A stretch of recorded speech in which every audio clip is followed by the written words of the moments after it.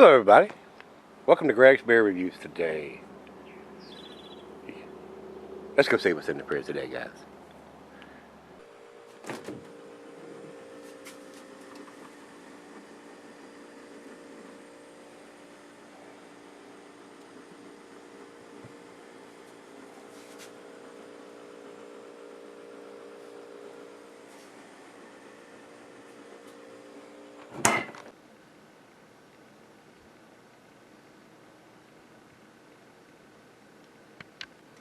Hello everybody, thanks for stopping by Gregsbeerreviews. Today's beer comes from Boulevard Brewing. This is their Smokestack series. This is Tank 7 Farmhouse Ale.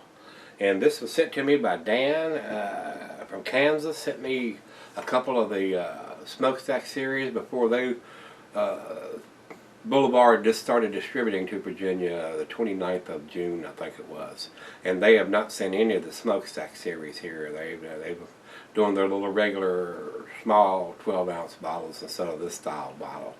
So maybe we'll eventually get these.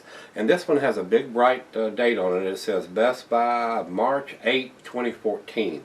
And it has got a lot of junk in the very bottom of this. And I don't believe it's an unfiltered beer. So I'm not a big fan of having all that junk in the bottom of it. So we'll see. I'm going to pour it very easy because I don't want all that junk in my glass. It looks like big globs of sediment. I don't know, guys. A lot of people that doesn't bother, but it does me. If it ain't supposed to be there, I don't like it being there. Alright, let's get on with this show. This, like I said, is their Farmhouse Ale / Saison 8.6 8.50 ABV on this one. Availability, it says year-round. And the notes on this one, the reason it's called Tank 7 is most breweries have at least one piece of equipment that's just a bit persnickety. Here at Boulevard, we have a fermenter number 7, the black sheep of our cellar family. Ironically, when our brewers were experimenting with variations on a traditional Belgian style farmhouse ale, the perfect combination of elements came together in that very vessel. You could call it fate, but they call it Tank 7, and so it is. Beginning with a big surge of fruity aromatics and grapefruit hoppy notes, the flavor of this complex straw-colored ale tapers off to a peppery, dry finish. The IBUs are 38 on this beer, so it shouldn't be very bitter at all. Food pairing as cuisine is curried in the tide. Cheeses are earthy, Camembert, Fontina, nutty, Asiago, Colby. Your more pungent Gorgonzola, Limburger. And the meat for this is poultry, fish, and shellfish. Glass-wired pint glass, Becker, Nonic tumbler, the tulip, oversized wine. I got the double glass again like yesterday, guys. I don't know what to expect with this. With that date that being that far out, I wouldn't expect it to have all that junk in the bottom of it. So it's definitely not an out-of-date beer. So let's get the cap off of this bad boy and give it in the glass. Thanks Dan for sending me these beers. They still haven't got this Smokestack series here. So let's see what it entails here.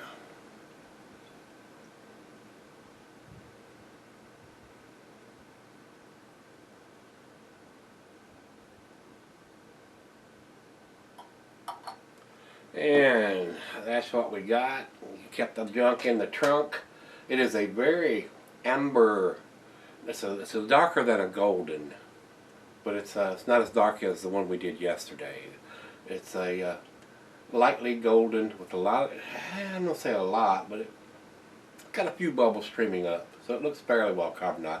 Definitely not overcarbonated, and that very easy pour did not produce hardly any head at all. So let's get a nose on this one. Wow. Big farmhouse funk smell with this. And I am getting grapefruit and pepper and lemon. Wow. It has a great big nose on this one. Monster nose. Wow. What an aroma. Wow. It's making my mouth water. Wow, it's just like somebody poured grapefruit juice or unsweetened grapefruit juice in there. That's what it smells like. Wow, got a wonderful nose. Let's give it a taste. Cheers, everybody. Thanks again, Dan. Appreciate it.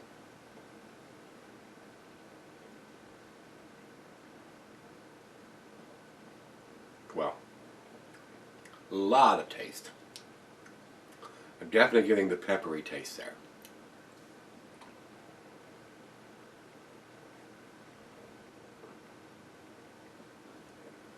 Wow. Grapefruit, oranges, pepper. Wow, that's delicious. That's very good.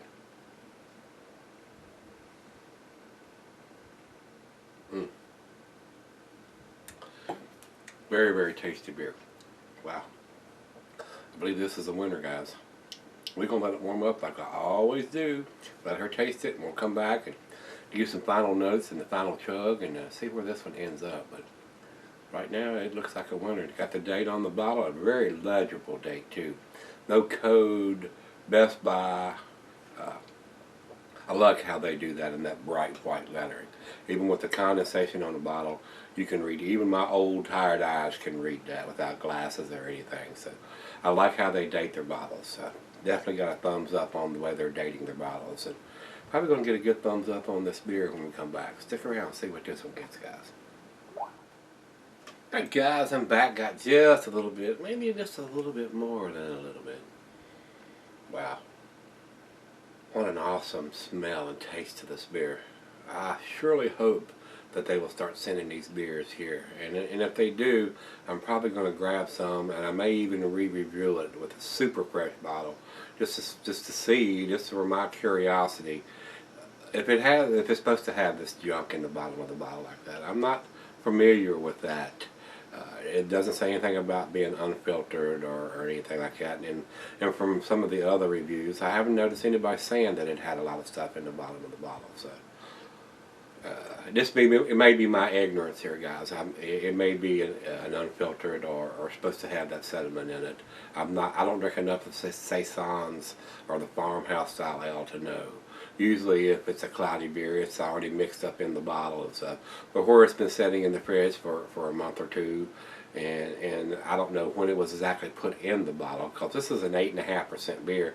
It's going to keep for a while. So, very surprised to see that in the bottom of the bottle. So, with that being said, without the junk in the trunk, in the glass, it's a very, very tasty beer, guys. So, not my style, of course. Like I said, if I drank a lot of these, I would probably know a little bit more about them. But from the ones I've had so far, I've not noticed all of that in the bottom of those bottles before. So, this being said, let's do the final chug on this one, guys.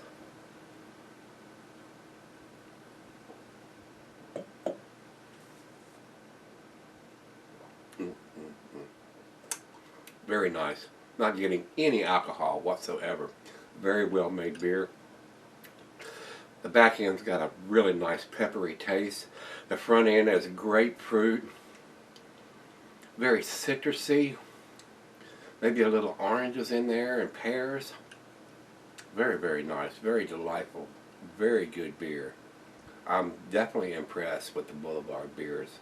They do some really good stuff. So I'm hoping that now that they're in the valley, I'm not getting any of the Smokestack series beers yet, like I said. So hopefully we will get some more of those trickling in as they get the distribution in the warehouses with more of their beers. So we'll see. Time will tell on this one. Guys, with the dating and stuff on it, even though it had the stuff in the bottle of it, I'm really not sure that it's supposed to be there, and it may be my ignorance. So with that being said, I'm going to give it an 8. It's an A- as far as I'm concerned. It's definitely an A beer. So if you've had it, give me some comments back on this and whether you liked it, didn't like it.